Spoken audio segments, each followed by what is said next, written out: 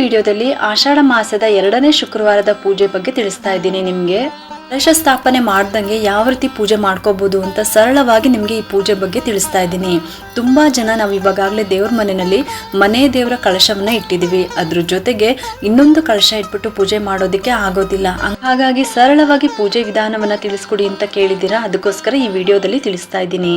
ಕಲಶ ಸ್ಥಾಪನೆ ಮಾಡ್ದಂಗೆ ಯಾವ ರೀತಿ ನಾವು ಆಷಾಢ ಮಾಸದ 2ನೇ ಶುಕ್ರವಾರದ ಪೂಜೆನ ಮಾಡ್ಕೋಬಹುದು. ಕಲಶ ಸ್ಥಾಪನೆ ಮಾಡಿದಾಗ ಹೇಗೆ ಆಷಾಢ ಲಕ್ಷ್ಮಿ ಪೂಜೆ ಮಾಡಿದಂತ ಫಲ ನಿಮ್ಗೆ ಸಿಗುತ್ತೋ ಅದೇ ರೀತಿನೇ ಈ ರೀತಿ ನೀವು ಕಲಶ ಸ್ಥಾಪನೆ ಮಾಡ್ದಂಗೆನೆ ಆಷಾಢ ಲಕ್ಷ್ಮಿ ಪೂಜೆ ಮಾಡಿದಂತ ಫಲ ನಿಮ್ಗೆ ಸಿಗುತ್ತೆ. ಹಾಗಾದ್ರೆ ಇನ್ನು ಯಾಕೆ ತಡ, ಬನ್ನಿ ಇವಾಗ ಈ ವಿಡಿಯೋನ ಶುರು ಮಾಡೋಣ.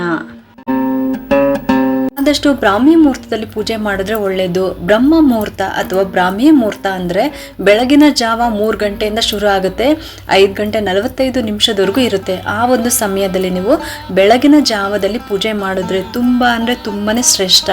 ಈ ಸಮಯದಲ್ಲಿ ನೀವು ಪೂಜೆ ಮಾಡಿ ನೋಡಿ, ನೀವು ಅಂದ್ಕೊಂಡಿರುವಂತ ಕೆಲಸ ಕಾರ್ಯಗಳು ಬೇಗನೆ ಆಗೇ ಆಗುತ್ತೆ. ಇದು ನನ್ನ ಅನುಭವದ ಮಾತು ಕೂಡ. ಇನ್ನು ಗುರುವಾರ ದಿನ ದೇವ್ರ ಮನೆಯಲ್ಲಿ ದೇವರ ಸಾಮಾನುಗಳನ್ನೆಲ್ಲ ಕ್ಲೀನ್ ಮಾಡಿಟ್ಕೊಂಡ್ರೆ ಪೂಜೆ ಮಾಡೋದಕ್ಕೆ ನಿಮಗೆ ಸುಲಭ ಆಗುತ್ತೆ. ಬೆಳಗ್ಗೆ ಎದ್ದು ಮನೆ ಗುಡಿಸಿ ಒರೆಸಿ ಬಾಗಿಲಿಗೆ ನೀರು ಹಾಕಿ ರಂಗೋಲಿ ಹಾಕಿ ಮನೆ ಹೊರಗಡೆ ಬರೋದಕ್ಕೆ ಸೇಫ್ ಆಗಿದ್ರೆ ಮಾತ್ರ ನೀವು ಹೊರಗಡೆ ಬಂದ್ಬಿಟ್ಟು ಬಾಗಿಲಿಗೆ ನೀರು ಹಾಕಿ ರಂಗೋಲಿ ಹಾಕೊಳ್ಳಿ. ಇಲ್ಲ ಅಂತ ಅಂದ್ರೆ ಮನೆ ಒಳಗಡೆನೆ ನೀವು ಪೂಜೆ ಮಾಡ್ಕೊಳ್ಳಿ. ಸೇಫ್ ಆಗಿಲ್ಲ ಅಂತ ಅಂದ್ರೆ ಯಾವುದೇ ಕಾರಣಕ್ಕೂ ನೀವು ಹೊರಗಡೆ ಬರಬೇಡಿ. ತರ ಸ್ನಾನ ಮಾಡ್ಕೊಂಡು ಮಡಿ ಬಟ್ಟೆನ ಉಟ್ಕೊಂಡು ದೇವ್ರ ಪೂಜೆಗೆ ಸಿದ್ಧತೆನ ಮಾಡ್ಕೊಳ್ಳಿ. ದೇವಿಗೆ ಗಂಧ, ಅರಿಶಿನ, ಕುಂಕುಮ ಮತ್ತೆ ಹೂವಿನಿಂದ ಅಲಂಕಾರವನ್ನ ಮಾಡಬೇಕು. ಗೆಜ್ಜೆ ವಸ್ತ್ರವನ್ನು ಕೂಡ ಏರಿಸಬೇಕು. ಲಕ್ಷ್ಮಿಗೆ ಪ್ರಿಯವಾಗಿರುವ ಮಲ್ಲಿಗೆ ಹೂ ಇದ್ರೆ ಅದನ್ನು ಇಟ್ಬಿಟ್ಟು ಪೂಜೆ ಮಾಡ್ಕೊಳ್ಳಿ, ಒಳ್ಳೇದು. ಮಲ್ಲಿಗೆ ಹೂವು ಸಿಕ್ಕಿಲ್ಲ ಅಂತ ಅಂದ್ರೆ ನಿಮ್ಮ ಮನೆ ಹತ್ರ ಯಾವ ಹೂವು ಸಿಕ್ಕಿರುತ್ತೋ ಅದನ್ನೇ ನೀವು ಇಟ್ಬಿಟ್ಟು ಪೂಜೆ ಮಾಡ್ಕೊಳ್ಬಹುದು. ಆಷಾಢ ಮಾಸದಲ್ಲಿ ಲಕ್ಷ್ಮಿ ಪೂಜೆ ಮಾಡ್ತೀರಾ ಅಲ್ವಾ, ಅದೇ ಲಕ್ಷ್ಮಿನೇ ಕೆಲವರೆಲ್ಲರೂ ಕೂಡ ವೈಭವ ಲಕ್ಷ್ಮಿ ವ್ರತ ಅಂತ ಹೇಳ್ಬಿಟ್ಟು ಮಾಡ್ತಾರೆ. ಲಕ್ಷ್ಮಿ ಫೋಟೋ ಮುಂದೆ ಒಂದು ಪೀಠ ಇಟ್ಕೊಳ್ಳಿ. ಆ ಪೀಠದ ಮೇಲೆ ಸ್ವಲ್ಪ ಅರಿಶಿನ ಹಚ್ಕೊಳ್ಬೇಕು. ಅರಿಶಿನ ಹಚ್ಕೊಂಡು ಚಿಕ್ಕದಾಗಿ ರಂಗೋಲಿನ ಹಾಕೊಳ್ಬೇಕು. ಅರಿಶಿನಕ್ಕೆ ಸ್ವಲ್ಪ ನೀರು ಹಾಕ್ಬಿಟ್ಟು ಹಿಟ್ಟು ತರ ಮಾಡ್ಕೊಂಡ್ಬಿಟ್ಟು ನೀವು ಆ ಮಣೆ ಮೇಲೆ ಸ್ವಲ್ಪ ನೀವು ಅರಿಶಿನ ಹಚ್ಬೇಕು. ರಂಗೋಲಿ ಹಾಕಿದಾದ್ಮೇಲೆ ಅದ್ರ ಮೇಲೆ ಕುಂಕುಮ ಹೂವನ್ನ ಇಡಬೇಕು, ಅಕ್ಷತೆಯನ್ನ ಹಾಕ್ಬೇಕು. ಅದ್ರ ಮೇಲೆ ನೀವು ಕಳಶವನ್ನ ಸ್ಥಾಪನೆ ಮಾಡ್ಕೋಬಹುದು. ಅಥವಾ ಉಪ್ಪಿನ ದೀಪಾರಾಧನೆ ಮಾಡೋವಂಥವ್ರು ಕೂಡ ಅದನ್ನ ಇಡ್ಬೋದು. ನೀವು ಮೊದಲನೇ ಸಲ ದೀಪ ಹಚ್ತಾ ಇದ್ದೀರಾ ಅಂತಂದ್ರೆ ಈ ಉಪ್ಪಿನ ದೀಪವನ್ನ ಅಥವಾ ಐಶ್ವರ್ಯ ದೀಪವನ್ನ ಹೊಸ ದೀಪನ ತಗೊಂಡು ಹಚ್ಚಿ. ನೀವು ಇವಾಗಲೇ ಶುರು ಮಾಡಿದ್ದೀರಾ ಉಪ್ಪಿನ ದೀಪ ಹಚ್ಚೋದಿಕ್ಕೆ ಅಂತಂದ್ರೆ ಯಾವ್ದು ದೀಪ ನೀವು ಹಚ್ತಾ ಇರ್ತೀರಲ್ವಾ ಅದೇ ದೀಪನೇ ಅಂದ್ರೆ ಮಣ್ಣಿನ ದೀಪನೇ ತಗೊಂಡ್ಬಿಟ್ಟು ನೀವು ಹಚ್ಬೇಕಾಗುತ್ತೆ. ಅದೇ ದೀಪನ ತಗೊಂಡ್ಬಿಟ್ಟು ನೀವು ಉಪಯೋಗಿಸ್ಕೋಬಹುದು ಪೂಜೆಗೆ. ಅರಿಶಿನಕ್ಕೆ ಸ್ವಲ್ಪ ನೀರ್ ಹಾಕ್ಬಿಟ್ಟು ಮಿಕ್ಸ್ ಮಾಡ್ಕೊಂಡ್ಬಿಡಿ. ಆಮೇಲೆ ನೀವು ದೀಪಕ್ಕೆ ಚೆನ್ನಾಗಿ ಅದನ್ನ ಅರಿಶಿನದಿಂದ ಹಚ್ಕೋಬೇಕು. ಇವಾಗ ಅರಿಶಿನ ಕುಂಕುಮದಿಂದ ಅಲಂಕಾರ ಮಾಡ್ಕೋಬೇಕು. ಒಂದು ದೊಡ್ಡದು ಮಣ್ಣಿನ ದೀಪ, 2 ಸಣ್ಣದು ಮಣ್ಣಿನ ದೀಪ ತಗೋಬೇಕಾಗುತ್ತೆ. ಈ 3 ದೀಪಕ್ಕೂ ನೀವು ಅರಿಶಿನ ಮತ್ತೆ ನೀರನ್ನ ಮಿಕ್ಸ್ ಮಾಡಿರ್ತೀರಲ್ವಾ ಅದನ್ನ ಈ 3 ದೀಪಕ್ಕೂ ಚೆನ್ನಾಗಿ ನೀವು ಅರಿಶಿನ ಹಚ್ಕೋಬೇಕು. ಒಳಗಡೆ ಮತ್ತೆ ಹೊರಗಡೆ ಚೆನ್ನಾಗಿ ಅರಿಶಿನ ಹಚ್ಕೋಬೇಕು. ಆಮೇಲೆ 3 ಬೊಟ್ಟನ್ನ ಇಡ್ಬೇಕು ಕುಂಕುಮದಿಂದ. 3 ದೀಪಕ್ಕೂ 3 ಬೊಟ್ಟನ್ನ ಇಡಬೇಕು ಕುಂಕುಮದಿಂದ. ಇವಾಗ ಈ ದೀಪನ ಸ್ವಲ್ಪ ಒಣಗೋದಿಕ್ಕೆ ಬಿಟ್ಬಿಡಿ. ಆ ಮಣೆಗೆ ಅರಿಶಿನ ಹಚ್ಚಿರ್ತೀರಲ್ವಾ ಅದ್ರ ಮೇಲೆ ಅಷ್ಟದಳ ಪದ್ಮ ರಂಗೋಲಿನ ಹಾಕೋಬೇಕು. ಅಥವಾ ಕುಬೇರ ರಂಗೋಲಿನ ಹಾಕೊಳ್ಳಿ, ಅಥವಾ ಸ್ವಸ್ತಿಕ್ಕು ಈ ತರ. ಇನ್ನು ದೇವ್ರ ಮನೆಯಲ್ಲಿ ಆದಷ್ಟು ಅಕ್ಕಿ ಹಿಟ್ಟು ಅಥವಾ ಅರಿಶಿನದಿಂದ ರಂಗೋಲಿನ ಹಾಕೊಳ್ಳಿ. ಇನ್ನು ನೀವು ರಂಗೋಲಿ ಪುಡಿಗೆನೆ ಅಕ್ಕಿ ಹಿಟ್ಟನ್ನ ಸ್ವಲ್ಪ ಮಿಕ್ಸ್ ಮಾಡ್ಕೊಂಡ್ಬಿಟ್ಟು ಕೂಡ ನೀವು ಹಾಕೋಬಹುದು. ಬರೀ ಅಕ್ಕಿ ಹಿಟ್ಟಿನಲ್ಲಿ ರಂಗೋಲಿ ಹಾಕ್ತೀರಾ ಅಂದಾಗ ಗೆರೆ ಹಾಕೋದಿಕ್ಕೆ ಅದೆಲ್ಲ ಸರಿ ಬರೋದಿಲ್ಲ. ಅದಕ್ಕೇನೆ ಅಕ್ಕಿ ಹಿಟ್ಟಿಗೆ ಸ್ವಲ್ಪ ರಂಗೋಲಿನ ಮಿಕ್ಸ್ ಮಾಡಿ ಬೆರೆಸ್ಕೋಬೇಕು. ಈ ರೀತಿ ನೀವು ರಂಗೋಲಿ ಹಾಕೋಬೇಕಾಗುತ್ತೆ. ಅರಿಶಿನ, ಕುಂಕುಮ, ಹೂವು, ಅಕ್ಷತೆಯನ್ನ ಹಾಕ್ಬೇಕು. ಈ ರೀತಿ ರೆಡಿ ಮಾಡಿಟ್ಕೊಳ್ಳಿ. ನಂತರ ಅದ್ರ ಮೇಲೆ ಒಂದು ತಾಮ್ರದ ಪ್ಲೇಟು ಅಥವಾ ಮಣ್ಣಿನ ಪ್ಲೇಟು ಅದನ್ನ ಇಡಬೇಕು. ಒಂದು ತಾಮ್ರದ ಪ್ಲೇಟಿಗೆ ಗಂಧ, ಅರಿಶಿನ, ಕುಂಕುಮವನ್ನ ಹಚ್ಚಿಟ್ಬಿಟ್ಟು 5 ಕಡೆ ಹಚ್ಚಿಡ್ಬೇಕು. ಇದ್ರ ಮೇಲೆ ಒಂದು ದೊಡ್ಡದು ಮಣ್ಣಿನ ದೀಪ ನಾನು ಆಗ್ಲೇ ರೆಡಿ ಮಾಡಿಟ್ಕೊಂಡಿದ್ವಲ್ಲ ಅದನ್ನ ನೀವು ಇಡ್ಬೇಕಾಗುತ್ತೆ. ಈಗಾಗಲೇ ಉಪ್ಪಿನ ದೀಪವನ್ನ ನೀವು ಮೊದಲನೇ ಶುಕ್ರವಾರ ನೀವು ಹಚ್ಚಿದ್ದೀರಾ ಅಂತ ಅಂದ್ರೆ ಕಲ್ಲುಪ್ಪನ್ನ ತಂದಿಟ್ಕೊಂಡಿರ್ತೀರಾ. ಅದನ್ನ ನೀವು ಇದ್ರೊಳಗಡೆ 3 ಇಡಿ ಹಾಕ್ಬೇಕಾಗುತ್ತೆ. ಯಾವುದೇ ಕಾರಣಕ್ಕೂ ಕವರ್ ಸಮೇತ ಸುರಿಯೋದಕ್ಕೆ ಹೋಗ್ಬೇಡಿ. ನಾನು ಪ್ರತಿ ವಿಡಿಯೋದಲ್ಲೂ ಕೂಡ ಹೇಳ್ತಾ ಇದ್ದೀನಿ. ಈ ಉಪ್ಪಿನ ದೀಪ ಆರಾಧನೆ ಮಾಡ್ಬೇಕಾದ್ರೆ ಕಲ್ಲು ಪ್ಯಾಕೆಟ್ನ ಓಪನ್ ಮಾಡಿದಾದ್ಮೇಲೆ ನಿಮ್ಮ ಕೈಯಾರೆ ಉಪ್ಪನ್ನ ತಗೊಂಡ್ಬಿಟ್ಟು ನೀವು ಆ ಮಣ್ಣಿನ ದೀಪದ ಒಳಗಡೆ ಅಂದ್ರೆ ದೊಡ್ಡದು ಮಣ್ಣಿನ ದೀಪ ಇಟ್ಟಿರ್ತೀರಲ್ವಾ ಅದ್ರೊಳಗಡೆ ನೀವು ಹಾಕ್ಬೇಕಾಗುತ್ತೆ. ನೀವು ಹಿತ್ತಾಳೆದೋ ತಾಮ್ರದೋ ಬಳಸಿದ್ರೆ ಆ ಉಪ್ಪು ಅದಕ್ಕೆ ರಿಯಾಕ್ಟ್ ಆಗುತ್ತೆ. ಸ್ಟೀಲ್ನಲ್ಲಿ ಏನಾದರೂ ನೀವು ಉಪ್ಪು ಹಾಕಿದ್ದೀರಾ ಅಂತ ಅಂದ್ರೆ ಅದು ರಸ್ಟ್ ಹಿಡಿಯೋ ಚಾನ್ಸಸ್ ಇರುತ್ತೆ. ಅದೇ ಥರನೇ ತಾಮ್ರ ಮತ್ತೆ ಹಿತ್ತಾಳೆದ್ರಲ್ಲಿ ನೀವು ಉಪ್ಪು ಹಾಕಿದ್ದೀರಾ ಅಂತ ಅಂದ್ರೆ ಅದು ಹಸಿರು ಬಣ್ಣಕ್ಕೆ ತಿರುಗುತ್ತೆ, ಮೆಟಲ್ದು ರಿಯಾಕ್ಷನ್ ಆಗುತ್ತೆ. ಹಾಗಾಗಿ ಮಣ್ಣಿನ ದೀಪ, ಮಣ್ಣಿನ ತಟ್ಟೆ ಆ ರೀತಿ ನೀವು ತಗೋಬಹುದು, ಇಲ್ಲ ಮಣ್ಣಿನ ಬೌಲು ಈ ರೀತಿ ಕೂಡ ನೀವು ಬಳಸ್ಕೋಬಹುದು. ಈ ರೀತಿ ನೀವು ಮಣ್ಣಿನ ದೀಪಕ್ಕೆ ಹೊಸ ಕಲ್ಲುಪ್ಪಿನ ಪ್ಯಾಕೆಟ್ನ ತಂದ್ಬಿಟ್ಟು ನೀವು ನಿಮ್ಮ ಕೈಯಾರೆ ಆ ದೀಪದ ಒಳಗಡೆ 3 ಹಿಡಿ ಉಪ್ಪನ್ನ ಹಾಕಬೇಕು. ನೀವು ಯಾವ ಕಾರಣಕ್ಕೋಸ್ಕರ ಈ ದೀಪ ಹಚ್ತಾ ಇದ್ದೀರೋ ಅದನ್ನ ನೆನೆಸ್ಕೊಂಡು ಆ ಮಹಾಲಕ್ಷ್ಮಿ ದೇವಿಯನ್ನ ಸ್ಮರಣೆ ಮಾಡ್ಕೊಳ್ತಾ ಈ ದೀಪಕ್ಕೆ ನೀವು 3 ಹಿಡಿ ಉಪ್ಪನ್ನ ಹಾಕಬೇಕಾಗುತ್ತೆ. ಮೊದಲನೇ ವಾರ ಉಪ್ಪಿನ ದೀಪ ಹಚ್ಚಿರೋರಾದ್ರೆ ಹೊಸ ಪ್ಯಾಕೆಟ್ ಕಲ್ಲುಪ್ಪನ್ನ ತರಬೇಕು ಅಂತ ಏನೂ ಇಲ್ಲ, ನೀವು ಅದನ್ನೇ ಉಪಯೋಗಿಸ್ಕೋಬಹುದು. ಆದರೆ ಅದನ್ನ ಸಪ್ರೇಟ್ ಆಗಿ ಎತ್ತಿಟ್ಕೊಳ್ಳಿ. ಅಡುಗೆ ಮಾಡೋದಕ್ಕೆ ಅದೇ ಕಲ್ಲುಪ್ಪನ್ನ ಬಳಸೋದು ಮತ್ತೆ ಅದನ್ನೇ ಪೂಜೆ ಬಳಸೋದು ಆ ರೀತಿ ಮಾಡೋದಕ್ಕೆ ಹೋಗ್ಬೇಡಿ. ದೇವ್ರ ಪೂಜೆಗೆ ಅಂತಾನೆ ಇದನ್ನ ಸಪ್ರೇಟ್ ಆಗಿ ಎತ್ತಿಟ್ಕೊಂಡ್ಬಿಡಿ. ನಂತರ ಇದ್ರ ಮೇಲೆ ಚಿಕ್ಕದು ಮಣ್ಣಿನ ದೀಪ ಅದನ್ನ ಇಡಬೇಕಾಗುತ್ತೆ. ಅದ್ರೊಳಗಡೆ ಸ್ವಲ್ಪ ಅರಿಶಿನ, ಕುಂಕುಮ, ಅಕ್ಷತೆ, ಹೂವನ್ನ ಹಾಕಬೇಕು. ಈಗಾಗಲೇ 3 ಮಣ್ಣಿನ ದೀಪಕ್ಕೂ ನೀವು ಅರಿಶಿನ ಹಚ್ಚಿರ್ತೀರಾ ಮತ್ತೆ ಕುಂಕುಮ ಇಟ್ಕೊಂಡಿರ್ತೀರಾ. ಆಮೇಲೆ ಒಂದು ದೊಡ್ಡದು ಮಣ್ಣಿನ ದೀಪಕ್ಕೆ ನೀವು ಕಲ್ಲುಪ್ಪನ್ನ ಹಾಕೊಂಡಿರ್ತೀರಾ. ಅದ್ರ ಮೇಲೆ ಒಂದು ಚಿಕ್ಕದು ಮಣ್ಣಿನ ದೀಪ ಇಟ್ಟಿರ್ತೀರಾ. ಅದ್ರೊಳಗಡೆ ಅರಿಶಿನ, ಕುಂಕುಮ, ಕೆಂಪು ಹೂವು, ಅಕ್ಷತೆನ ಹಾಕ್ಬೇಕು. ಅದ್ರ ಮೇಲೆ ಇನ್ನೊಂದು ಮಣ್ಣಿನ ದೀಪ ಅಂದ್ರೆ ಕೊನೆಯದು ಮಣ್ಣಿನ ದೀಪ ರೆಡಿ ಮಾಡಿಟ್ಕೊಂಡಿರ್ತೀರಲ್ವಾ ಅದನ್ನ ಇಡಬೇಕು. ಅದ್ರೊಳಗಡೆ ತುಪ್ಪ ಹಾಕಬೇಕು. ತುಪ್ಪ ಹಾಕ್ಬಿಟ್ಟು 2 ಬತ್ತಿನ ಚೆನ್ನಾಗಿ ಒಸ್ಬಿಟ್ಟು ಆ ತುಪ್ಪದೊಳಗಡೆ ಇಡಬೇಕು. ತುಪ್ಪನೂ ಅಷ್ಟೇನೆ, ಅದು ಗಟ್ಟಿ ಇರುವಂಥ ತುಪ್ಪನ ಹಾಕೋದಿಕ್ಕೆ ಹೋಗಬೇಡಿ, ಅದು ಸರಿಯಾಗಿ ಉರಿಯೋದಿಲ್ಲ. ಅದಕ್ಕೋಸ್ಕರನ ಅದನ್ನ ಬಿಸಿ ಮಾಡಿಬಿಟ್ಟು ನೀವು ಆ ತುಪ್ಪ ಹಾಕ್ಬಿಟ್ಟು ಬತ್ತಿನ ಅದರೊಳಗಡೆ ಇಟ್ಬಿಟ್ಟು ನೀವು ದೀಪ ಹಚ್ಕೋಬಹುದು. ನೀವು ಈ ರೀತಿ ರೆಡಿ ಮಾಡ್ಕೊಂಡಿದ್ದಾದ್ಮೇಲೆ ಆ ದೀಪದ ಸುತ್ತನೂ ಕೂಡ ನೀವು ಕೆಂಪು ಹೂವಿನಿಂದ ಅಲಂಕಾರವನ್ನ ಮಾಡಬೇಕು. ನೀವು ಯಾವ ಹೂವು ಇಟ್ಟಿಲ್ಲ ಅಂದ್ರೂ ಪರವಾಗಿಲ್ಲ, ಆದರೆ ಕೆಂಪು ಹೂವನ್ನ ಇಡಲೇಬೇಕು, ಅಂದ್ರೆ ಕೆಂಪು ರೋಸು. ದೀಪ 3 ದೀಪಗಳು ಸರಿಸಮಾನವಾಗಿ ಇದೆಯಾ ಅಂತ ನೋಡ್ಕೊಳ್ಳಿ. ಯಾಕಂದ್ರೆ ಒಂದ್ ದೀಪ ಈ ಕಡೆ ಇರೋದು, ಒಂದ್ ದೀಪ ಆ ಕಡೆ ಇರೋದು, ಆ ರೀತಿ ಎಲ್ಲ ಇಡಬೇಡಿ. 3 ದೀಪಗಳು ಸರಿಸಮಾನವಾಗಿ ದೀಪ ಹಚ್ಚಿದಾಗ ನೀಟಾಗಿ ನೇರವಾಗಿ ಕಾಣಬೇಕು, ಆ ರೀತಿ ನೀವು ಜೋಡಿಸ್ಕೋಬೇಕು. ಹಾಗೆ 2 ಮಣ್ಣಿನ ದೀಪ ಚಿಕ್ಕದು ಇಡ್ತೀವಿ ಅಂತ ಅಂದ್ರೆ ಇವಾಗ ನಾವು ತುಪ್ಪ ಹಾಕಿರ್ತೀವಲ್ವಾ, ಅದೇನಾದ್ರು ಸೋರಿದ್ರೆ ಆ ದೀಪ ಕೆಳಗಡೆ ಇಟ್ಟಿರೋ ದೀಪದ ಒಳಗಡೆ ಅದು ಸೋರಿರುತ್ತೆ. ಒಂದೇ ದೀಪ, ತುಪ್ಪದ ದೀಪ ಇಟ್ಬಿಟ್ರೆ ಅದು ಸೋರಿ ಅದು ಉಪ್ಪಿನ ಮೇಲೆ ಬೀಳುತ್ತೆ. ಅದಕ್ಕೋಸ್ಕರ ನಾವು ಎಕ್ಸ್ಟ್ರಾ ಒಂದು ದೀಪನ ಇಡುವಂಥದ್ದು.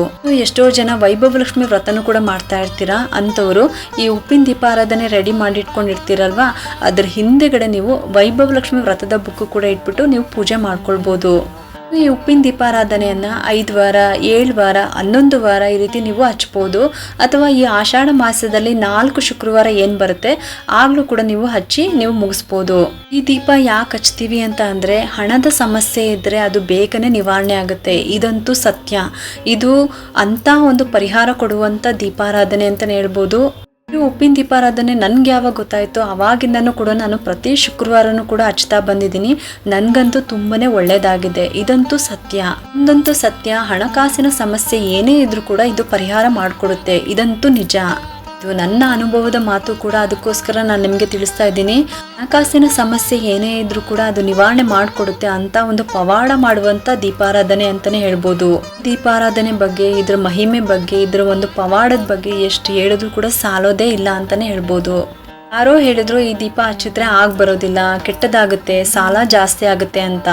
ಆ ಥರ ಎಲ್ಲ ನೀವು ನಂಬಿಕೆ ಇಲ್ಲ ಅಂತ ಅಂದ್ರೆ ನೀವು ಯಾವುದೇ ಕಾರಣಕ್ಕೂ ಈ ದೀಪನ ಹಚ್ಚೋದಕ್ಕೆ ದಯವಿಟ್ಟು ಹೋಗಬೇಡಿ ಅಂತಾನೆ ಕೇಳ್ಕೊತೀನಿ.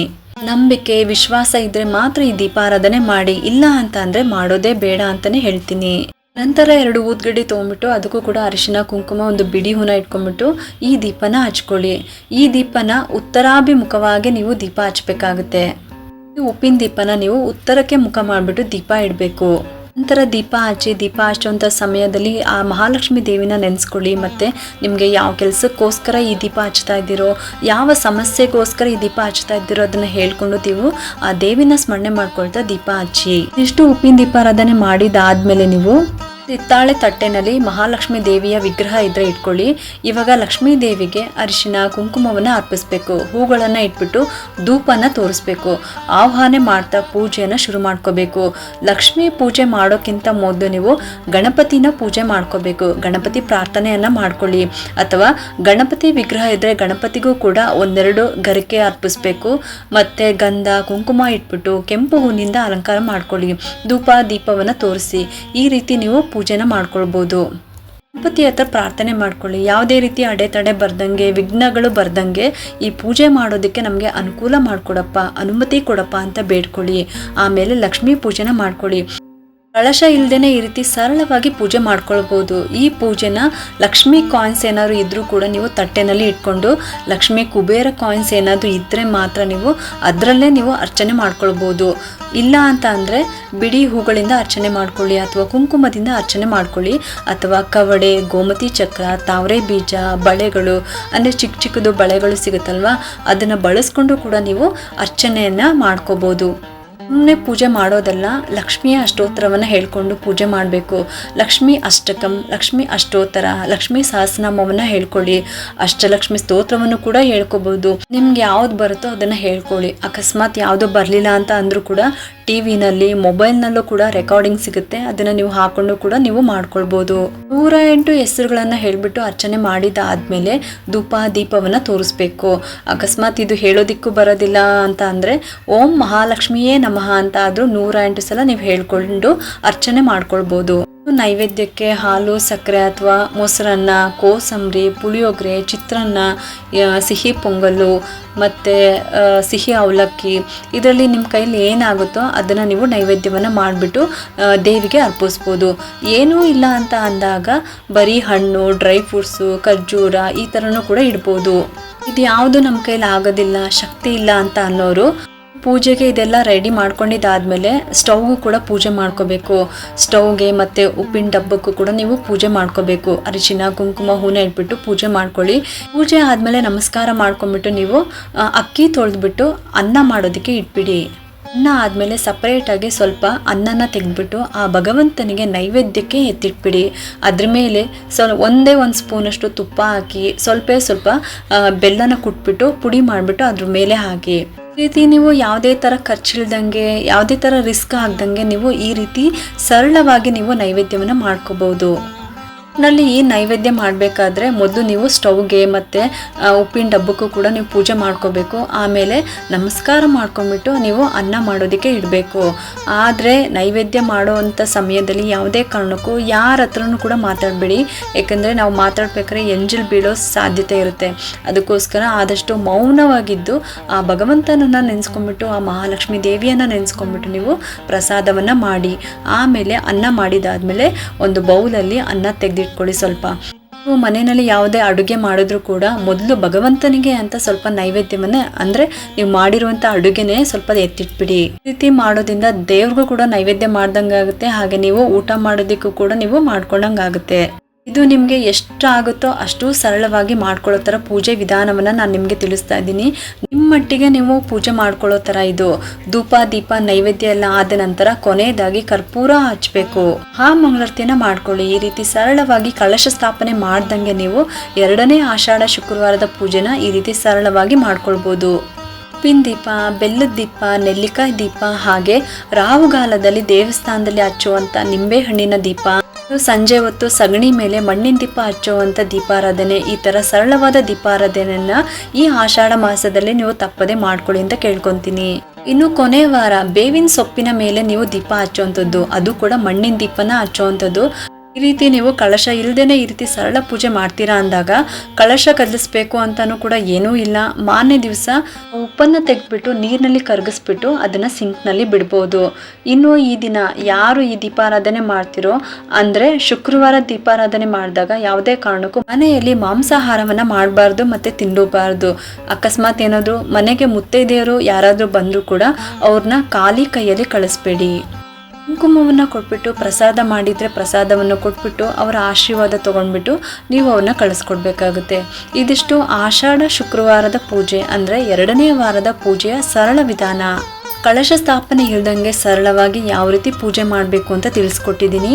ಕಳಶ ಸ್ಥಾಪನೆ ಮಾಡಿದಾಗ ಆಷಾಢ ಲಕ್ಷ್ಮಿ ಪೂಜೆಯ ಫಲ ಸಿಗುತ್ತೋ ಅದೇ ರೀತಿನೇ ಈ ರೀತಿ ನೀವು ಸರಳ ಪೂಜೆ ಮಾಡಿಕೊಂಡು ಕೂಡ ಆಷಾಢ ಲಕ್ಷ್ಮಿಯ ಪೂಜೆಯ ಫಲ ನಿಮಗೆ ಅದರಷ್ಟೇ ಸಿಕ್ಕೇ ಸಿಗುತ್ತೆ. ಎಲ್ಲರೂ ಕೂಡ ಈ ಆಷಾಢ ಮಾಸದ 2ನೇ ಶುಕ್ರವಾರದ ಪೂಜೆನ ಸರಳವಾಗಿ ಈ ರೀತಿ ಮಾಡಿ. ಈ ಒಂದು ಉಪಯುಕ್ತ ಮಾಹಿತಿ ನಿಮ್ಗೆ ಇಷ್ಟ ಆಗಿದೆ ಅಂತ ನಾನು ಭಾವಿಸ್ತಾ ಈ ವಿಡಿಯೋನ ಮುಗಿಸ್ತಾ ಇದ್ದೀನಿ. ಈ ವಿಡಿಯೋ ಏನಾದರೂ ನಿಮ್ಗೆ ಇಷ್ಟ ಆಗಿದ್ರೆ ಒಂದು ಲೈಕ್ ಮಾಡಿ, ಶೇರ್ ಮಾಡಿ ಮತ್ತು ಸಬ್ಸ್ಕ್ರೈಬ್ ಮಾಡಲು ಮರಿಬೇಡಿ. ಯಾಕಂದರೆ ನೀವು ಮಾಡೋ ಒಂದು ಸಬ್ಸ್ಕ್ರೈಬಿಂದ ನಮ್ಮಂತಹ ಸಣ್ಣ ಸಣ್ಣ ಚಾನಲ್ಸ್ಗೆ ಒಂದು ಸಪೋರ್ಟ್ ಮಾಡ್ದಂಗೆ ಆಗುತ್ತೆ.